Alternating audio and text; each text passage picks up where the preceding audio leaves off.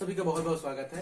आज हम वैदिक गणित में निखिला विधि की सहायता से गुणा करना सीखेंगे। निखिला विधि में जब आप गुणा करेंगे तो उसके लिए कुछ जो शब्द हैं उसको आपको ध्यान में रखना होता है, जो आपको गुणा में मदद करेंगे। जैसे कि आधार है, तो जो 10 के गुणांक रहेंगे इनको हम आधार की श्रेणी में लेते हैं। इस प्रकार से ये आपका आधार होता है। उपाधार 10 के गुणांक भी रहेंगे, बस अंतर क्या है, संख्याएं थोड़ी सी परिवर्तित हो जाती है। इस प्रकार से 200, 300। और एक होता है विचलन। विचलन क्या चीज है? जो भी आधार उपाधार लेंगे उसमें से जितना भी अधिक हो या कम हो वो उसका विचलन होता है। ये धन और ऋण दोनों के फॉर्म में होता है। तो धन एक है या ऋण एक है, ऋण 2 है, धन 2 है, नहीं, इस प्रकार से जो है आपका ये हो सकता है। अब देखते हैं आगे वो कैसे हल होगा। सबसे पहले जो संख्याएं आपको दी रहेंगी उसमें देखते हैं, जैसे कि इस प्रकार से कुछ संख्या दी गई है और आप कहा जाता है कि निखिला विधि से उपयोग करें। तो यहाँ पे क्या होगा, सबसे पहले आपको संख्याओं को लिखने का जो तरीका है वो आपको बदलना होगा। जो संख्या इस प्रकार से दी गई है उसको क्या करेंगे, एक ऊपर और एक के नीचे लिख लेंगे और इस प्रकार से बना लेंगे। ठीक है। अब जो संख्या दी गई है उसमें तो आपको आधार ले लेना है। तो आप देख पा रहे होंगे आपको जो आधार लेना है वो 10 के गुणांक में रहता है। तो 10 से थोड़ा अधिक है तो हमारा आधार क्या हो जाएगा, 10 हो जाएगा। अब आधार हमारा 10 हुआ दोनों संख्याओं के लिए, तो 10 से वो कितना अधिक है, ये 2 अधिक है तो धन 2 उसका विचलन हो जाएगा। उसको यहाँ लिख लेना है इसके सीधे में। और इसके लिए विचलन कितना हो जाएगा, धन 2 का विचलन, क्योंकि आधार 10 है। तो उसके बाद जैसे ही आपने ये लिखा तो यहाँ पे आपको एक छोटा सा पार्टीशन कर लेना है जिसमें ये, उसके बाद क्या करेंगे आप उत्तर का दायां भाग और इधर उत्तर का बायां भाग हल करेंगे। दायां भाग जब आप हल करेंगे तो यहाँ पे विचलनों का गुणा करके आपको यहाँ लिख देना है। और ध्यान ये रखना है कि यहाँ पे उतने ही अंक लेने हैं जितना आपने आधार में जो संख्या ली है उसमें शून्य है। तो देखिए आधार में हमारा यहाँ पे देखिए आधार 10 है, तो आधार 10 है तो उसमें एक ही शून्य है, तो हमको यहाँ पे एक ही अंक लेना है। और जब उत्तर का बायां भाग अब हल करेंगे तो उसमें क्या होगा, एक संख्या लेकर किसी दूसरी संख्या का जो विचलन रहेगा उसको आपको उसमें जोड़ देना है। क्योंकि यहाँ पे देखिए दोनों जो विचलन है वो धन के फॉर्म में है, तो पहले चिन्हों का गुणा आपको करना होगा और उसके बाद इसमें आपको उत्तर के दाएं भाग में हल करना होगा। जैसे देखिए कैसे होगा, धन धन में गुणा धन और 3 दूनी 6, तो ये 6 आपका आ गया। अब चूंकि देखिए यहाँ पे एक ही अंक लिखा है और हमारे आधार में कितने शून्य है, 10 में एक ही शून्य है, तो हमने एक ही अंक लिया है। ठीक है। अब उत्तर का बायां भाग हल करेंगे। उत्तर का बायां भाग जब हल करेंगे तो एक संख्या धन दूसरे का विचलन, तो 12 धन धन 3, क्योंकि धन 3 विचलन है, तो 12 धन 3 कितना हो जाएगा आपका 15। अगर आप ये लेते हैं तो इसको ये लेना पड़ेगा, 13 धन धन 2, तो कितना हो जाएगा 13 और 2 15, तो दोनों में लेते हैं तो वही है। तो इस प्रकार से आपका जो उत्तर है वो 156 है। ठीक है। अब हम कोई और संख्या लेते हैं जिसकी सहायता से हम गुणा करें। जैसे कि मान के चलिए 102 है, इसको हमें 108 से गुणा करना है। तो हमने सबसे पहले बताया था आपको गुणा करने के लिए सबसे पहले क्या करना होगा, एक संख्या को ऊपर लिखना है, एक संख्या को आपको इस प्रकार से नीचे जस्ट लिख लेना है।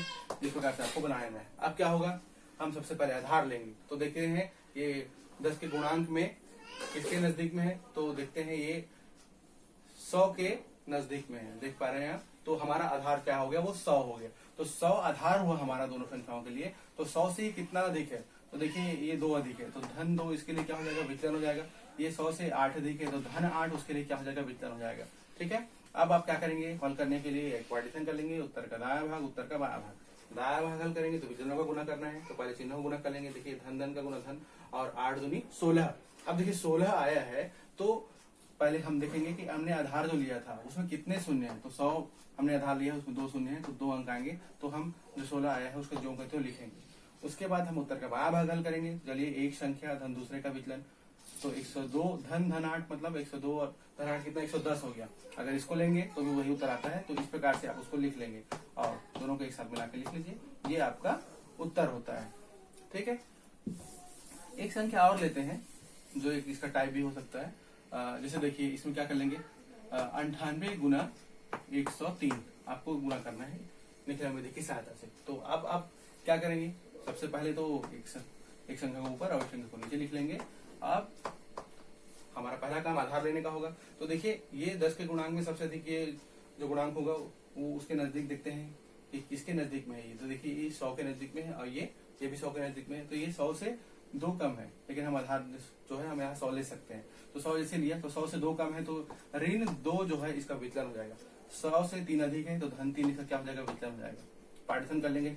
चलिए उत्तर का दायां भाग हल करेंगे। तो दायां भाग हल करेंगे तो क्या होगा, पहले चिन्हों का गुना होगा तो धन ऋण का गुना ऋण हो गया, ठीक है। और 3 दूनी 6, तो चूंकि गुना करने से है और यहाँ से चिन्ह हमको गुना करने से ऋण मिल रहा था, तो उसके लिए हम यहाँ पे ऋणांक का सहारा लेंगे।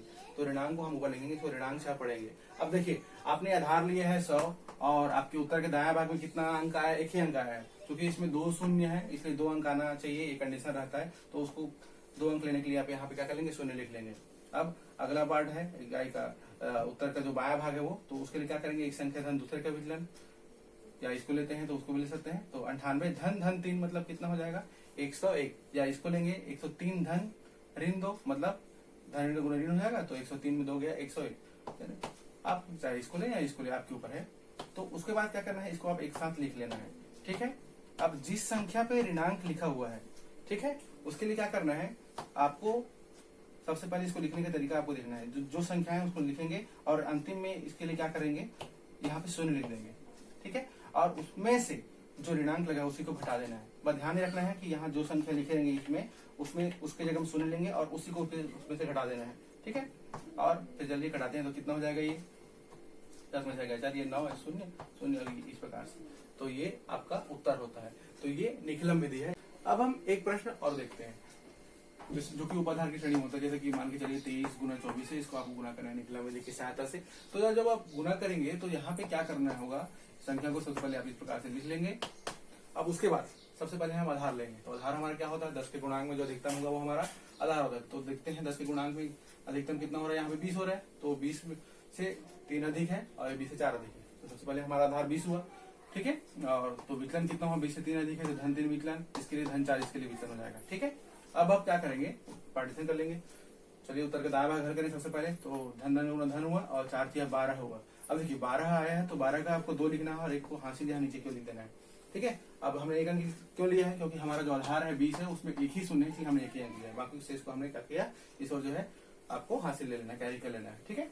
अब जब आप उत्तर का बायां भाग हल करेंगे तो पहले हम क्या करते थे, बायां भाग हल करते थे तो एक संख्या धन दूसरे का विचलन इस प्रकार से करते थे। लेकिन अब चूंकि यहाँ पे एक कंडीशन लग जाता है, क्योंकि ये जो हमने आधार लिया है वो उपाधार की श्रेणी में है।